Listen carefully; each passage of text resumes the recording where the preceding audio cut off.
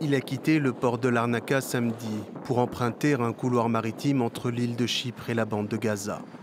Un deuxième navire affrété par 2 ONG qui transportent 400 tonnes d'aide envoyées à des Gazaouis en proie à la famine. Des cargaisons qui arriveront dans les prochains jours avant d'être acheminées via une jetée temporaire construite au sud-ouest de la ville, où un premier bateau avait déchargé sa cargaison il y a 2 semaines sous la supervision de l'armée israélienne. On a des boîtes de conserve, de la farine, du riz et des dattes. Cette aide est destinée en priorité aux habitants dans le nord de l'enclave. On a besoin de plus de couloirs par la mer. Nous continuerons d'acheminer l'aide par voie terrestre et aérienne, car il n'y a pas assez d'aide qui arrive à Gaza.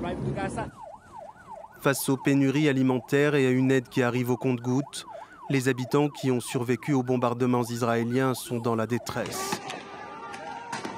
Alors les rares distributions d'aide tournent parfois au drame, comme samedi à l'aube dans la ville de Gaza. Autour de camions chargés de vivres, une bousculade et des tirs font plusieurs morts et des dizaines de blessés.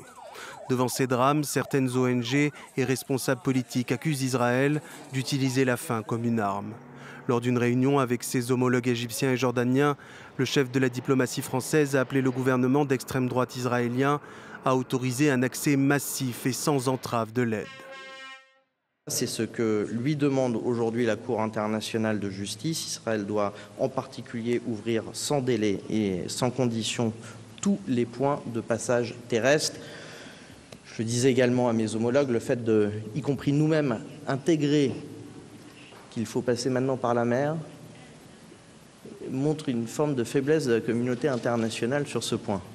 Et donc il ne faut pas lâcher. Les Nations Unies affirment que la majorité des 2,5 millions d'habitants du territoire sont désormais menacés de famine.